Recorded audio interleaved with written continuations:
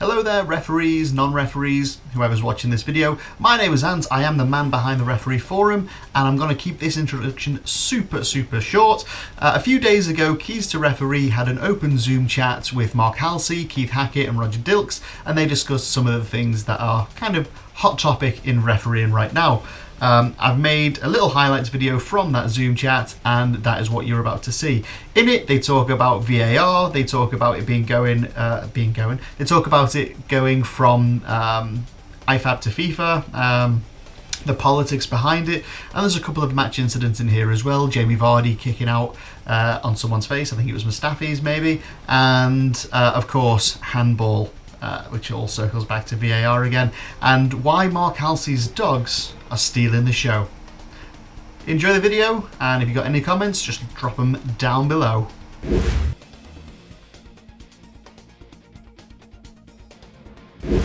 I'm not altogether sure that VAR will look at this one, because if they did, then I think they might have been advising Chris Canavan that there's more to it than meets the eye. Now, when you see Vardy fall to the floor, he has a little look as to where he is, and he's always going to leave that foot somewhere. Now, he realises now, when you're seeing it, that he's caught him in the face, and all of a sudden the warning bells come up. Yeah, Canavan he's on his way. Look, he's not all that far from it. No, he's in a great position. Yeah, so the thing is, Mustafi's body hides the foot initially. Yeah. And he doesn't really see the impact of that. But for me, whether he meant to, I don't think he meant to kick him in the face. I don't believe Vardy's, he's got form, but not that sort. But I think when he realises he has kicked him in the face, he was going to leave something on that guy's body, probably lower down the torso. But when he gets him in the face, he realises, and he's up, and that's why he's so apologetic. See, I'm like Roger there. I mean, when I first saw that, I thought, oh, he's caught him in the face. But then I thought, well, they were both lost control of their bodies being on the floor, and then it was their momentum that took his leg into Mustafi's face. And then when I watched it again, and then again, I'm thinking, oh, do you know what? I think that's a deliberate act. I really do think. I mean, listen, like you say, he's not that sort of player, but why is his leg up that high?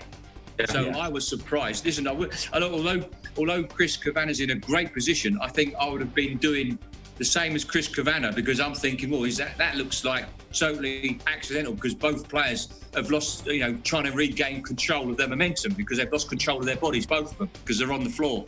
But when you see it again as a VAR, I think you're looking at that and you're looking and you think, oh, do you know what? I think that's a serious foul play, or could it be violent conduct? What bracket does it go into? So I think Vardy was a lucky boy.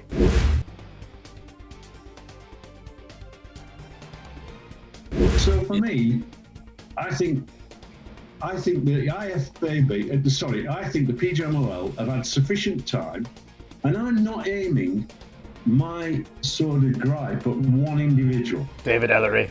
Let me make it clear, as a former boss of the PGMOL, that boss of the PGMOL reports to a board of directors.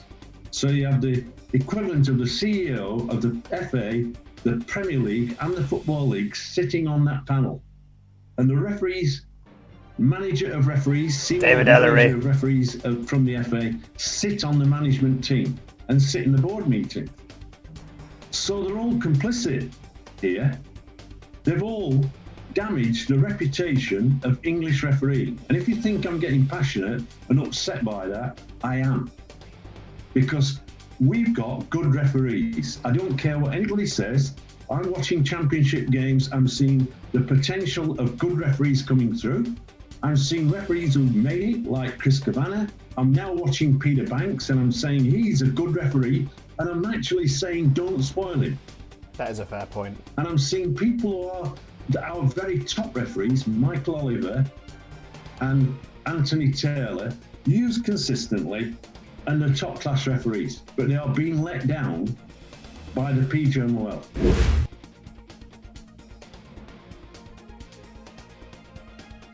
Glad to pick that one up first of all because it happened to me. I can give you a real life situation when I was coming through my development at grassroots level, and it was in the Manchester Amateur League, and I was refereeing 2 what we used to call industrial sides in those days. And in the second half of this particular game, 2 players from the same team ended up fighting. They'd been at each other in terms of being a bit vociferous, but that's as far as it went. But after one of them missed an open goal and the other lad gave him some jip, the forward literally launched himself at his colleague, and they ended up fighting on the floor, throwing punches, and it was a real old, ding dong. And players from both sides had to pull them apart. I didn't get involved, I weren't big enough, as Halsey will tell you. So I just observed, and eventually, when they both calmed down, I sent them both off. Didn't send them off together. I sent one off first because it was an industrial ground, and so it was enclosed and there was facilities. So little tip here for the grassroots lads and lasses: send one off. When they're off, then send your other one off, and that applies. You've got one from the home team and one from the away team as well. Doesn't matter. I know why Roger didn't get involved, because they would have trampled all over him. Right. He didn't find that funny. I sent both of these players off, and the players from the home team from which they were both playing said, "You can't do that, referee. You cannot send 2 players off from the same team for fighting." Well, it happens. I just said to them, "Well, I've got some news for you." And they said, "What's that?" I said, "Well, I've just done it." But do you remember many years ago, Barry Knight, Barry Knight was the referee up at Newcastle? Yes. Was it Jermaine Jennison and Lee Bowyer? Kieran Dyer. Oh, sorry, Kieran Dyer. Yeah, Kieran Dyer. Did Jermaine Genus get dropped in like that? Yeah, Barry Knight, both fighting, no option, violent conduct, whether it's with your own teammates, laws of the game, they've got to go. Yeah. The difference was in this game that I was refereeing, I hadn't got 2 assistants or anything like that. I was on with Jack Jones.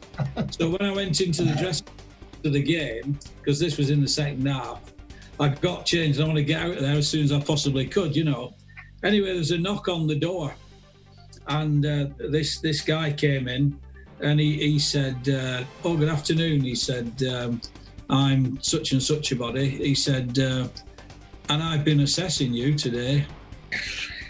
And he said, "I just want to say to you one thing. You did absolutely right in sending both those players off for violent conduct against each other." Mm. So, shame about the rest of your game. Right, yeah. But I fucking hates it. But seriously, for the young He hates referee, Halsey taking the piss out of him. You never know who's watching you. No, you don't. Oh, it doesn't have to be an assessor. It can be somebody just at the right time, in the right place, just watching you as a referee. Yeah. And that word of mouth can go a long way in that particular county. Treat every game as though it's your last game, and treat every game as though it's a cup final.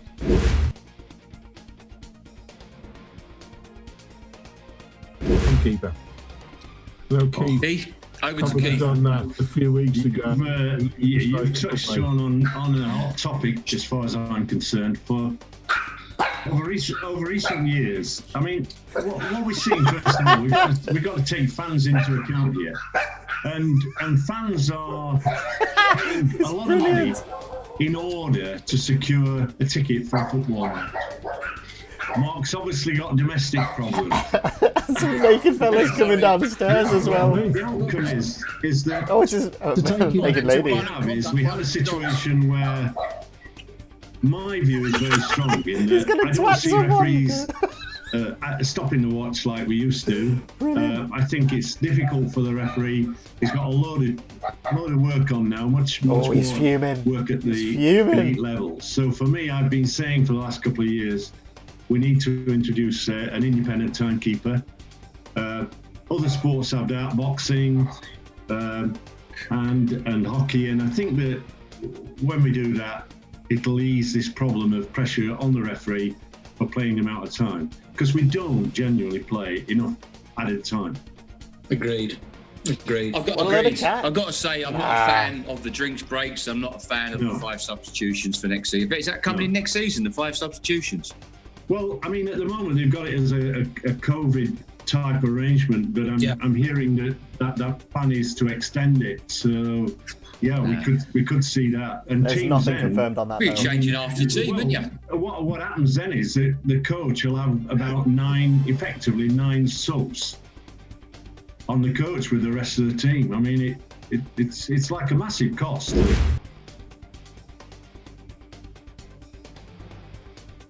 In that situation back, as a result, would the decision not to be giving a free kick to Spurs for what was a blatant foul initially ahead of that?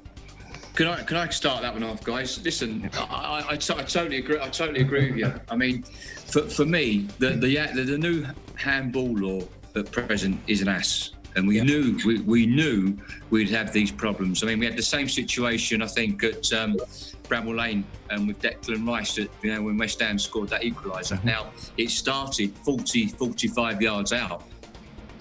Now, in that situation there, what can the Spurs player do?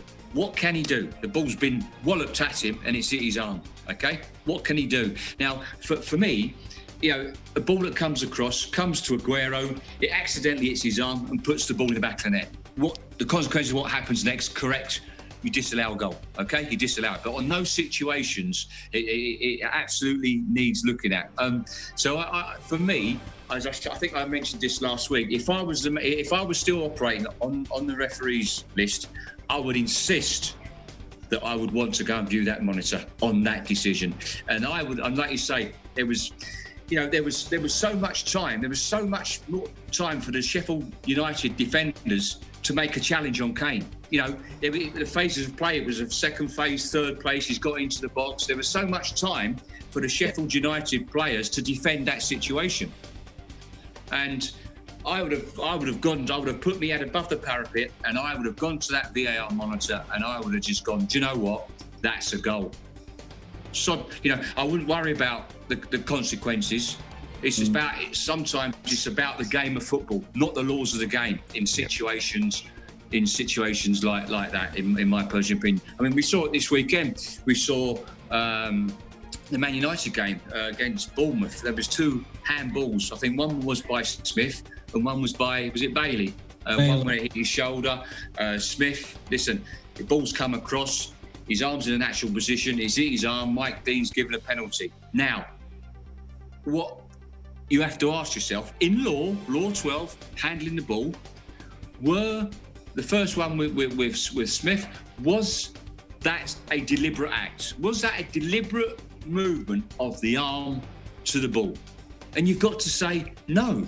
But because Mike Dean gave it and VAR don't see that as a clear and obvious error, they won't get involved. Now, if you move on to the next day, when we saw Trawoski again, Burnley, Sheffield United, he's gone to kick the ball, he's missed the ball and it's hit his arm. It's in a natural position and there was no movement of the arm to the ball.